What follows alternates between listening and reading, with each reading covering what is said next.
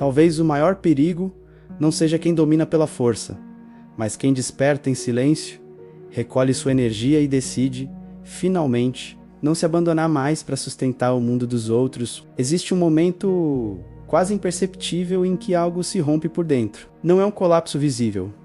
Não há gritos nem cenas dramáticas. Por fora, tudo parece seguir normal, compromissos cumpridos, respostas educadas, um sorriso treinado. Mas por dentro, algo essencial já morreu. É nesse ponto que nasce o empático exausto.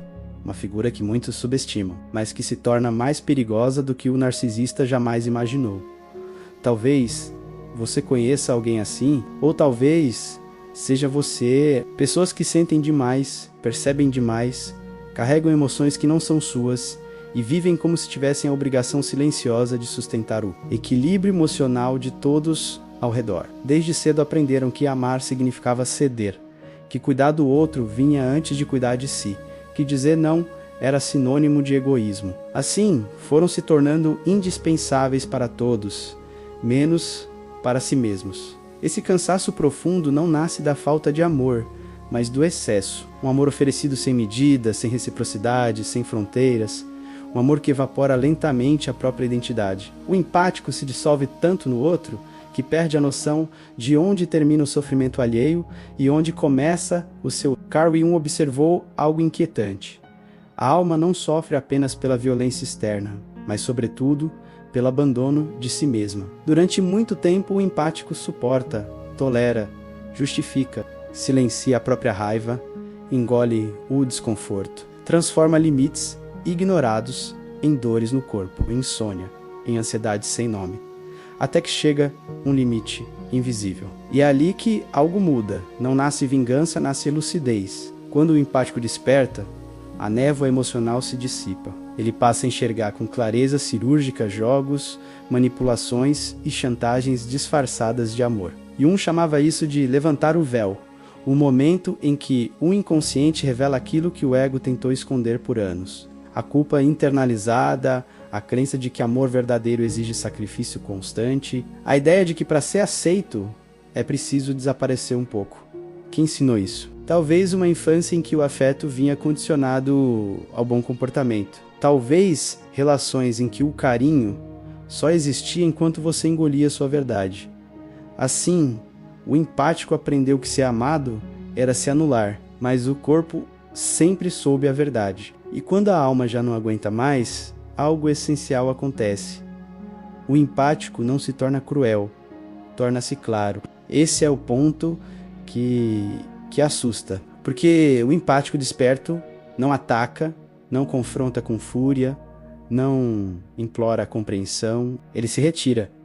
E no silêncio, toda a estrutura começa a ruir. Pessoas que dependiam da sua sensibilidade para exercer poder sentem o chão tremer. Sem sua energia emocional para alimentar o sistema, o espetáculo termina não porque alguém foi destruído, mas porque o empático parou de se destruir. Jung falava do arquétipo do curador ferido, aquele que, após atravessar sua própria dor, desenvolve uma percepção profunda da sombra humana. O empático desperto enxerga além das palavras, percebe o não dito, reconhece padrões com precisão, mas acima de tudo, ele deixa de negociar sua paz em troca de aceitação. Por isso, ele é tão ameaçador para o narcisista. Narcisistas só funcionam em sistemas onde o outro aceita carregar culpa, confusão e responsabilidade emocional. Quando o empático diz, mesmo em silêncio, isso não é meu, o jogo colapsa. Sem palco, sem plateia, sem eco emocional, o controle perde sentido. Mas essa história não é sobre o narcisista, é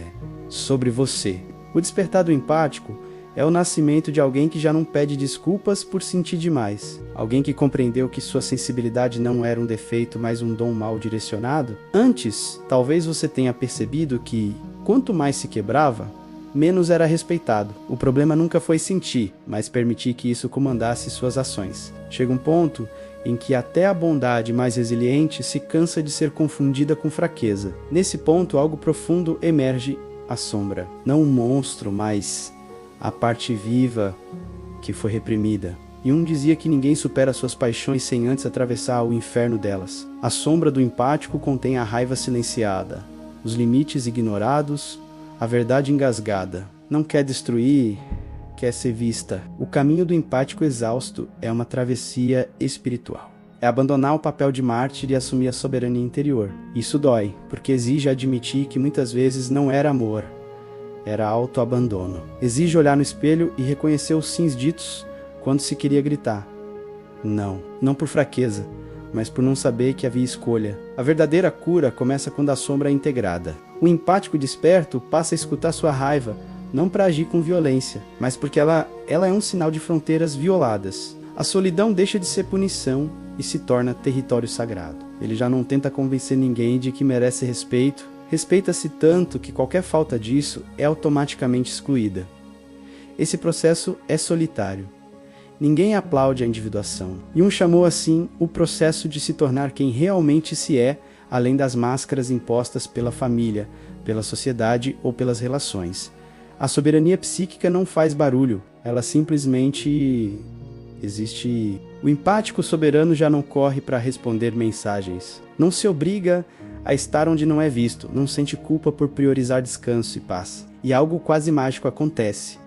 Novas conexões surgem, pessoas que não querem sugar, mas compartilhar, relações sem jogos ocultos, sem contratos emocionais, silenciosos. Isso não o torna insensível. A sensibilidade permanece, mas agora existe um filtro, uma bússola interna que aponta sempre de volta para si. Quem estava acostumado à sua versão dócil, estranha essa mudança, podem chamar você de frio, arrogante, distante, mas você não mudou. Apenas voltou para casa, a sombra não foi derrotada, foi acolhida.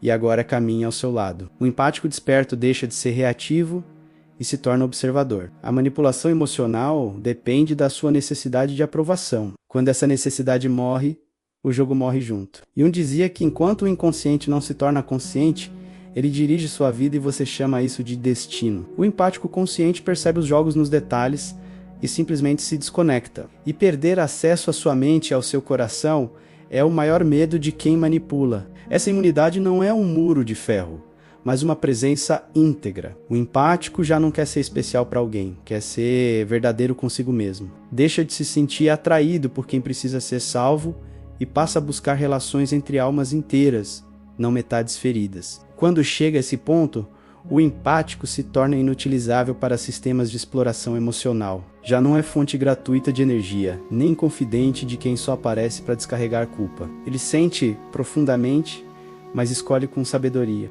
E o jogo termina porque o manipulador não sabe o que fazer com alguém que não reage, não se justifica e não se dobra. Existe uma força que não faz ruído, ela chega com o silêncio de quem cansou de se explicar, com o passo firme de quem entendeu que insistir às vezes é apenas outra forma de se abandonar. Esse é o verdadeiro poder do empático desperto. Não o que confunde amor com martírio, mas o que atravessou a escuridão e transformou limites em algo sagrado. Ir embora sem espetáculo, dizer não sem culpa, retirar-se sem discursos longos. O empático compreende que quem realmente quer já entende, e quem exige provas busca controle. Ele aprende que não precisa se tornar duro, precisa se tornar inteiro consigo mesmo, não disponível em pedaços. Esse tipo de empatia é revolucionário, não é submissa, é seletiva, não se entrega a quem ainda não sabe se quer ficar. É uma empatia que escolhe onde florescer sem sangrar. O empático desperto já não implora para ser visto,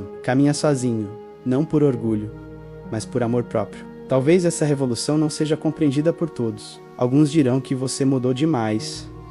E é verdade, você mudou porque agora não está aqui para ser agradável, está aqui para ser verdadeiro. O silêncio do empático desperto não é ausência de voz, é a recusa de continuar fingindo que não vê, não sente, não sabe. E é por isso que ele é perigoso, não porque destrói o outro, mas porque se reconstrói fora do campo de controle. A liberdade, para quem se alimentava da sua culpa, é insuportável. A luz de quem finalmente se viu revela tudo o que estava escondido. E o que é visto já não pode ser ignorado. Se você chegou até aqui e algo dentro de você tremeu, talvez tenha se reconhecido. Em cada vez que se calou para manter a paz, em cada relação onde amar significou desaparecer, mas agora algo mudou.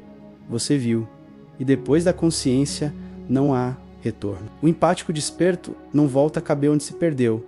não volta a mendigar onde aprendeu a se nutrir. Se este conteúdo tocou algo profundo em você, deixe sua voz nos comentários. Compartilhe sua verdade, inscreva-se no canal e caminhe conosco nesse espaço de lucidez, sombra e transformação. Porque sentir demais nunca foi o problema. O problema era sentir e se abandonar. E isso, você não faz mais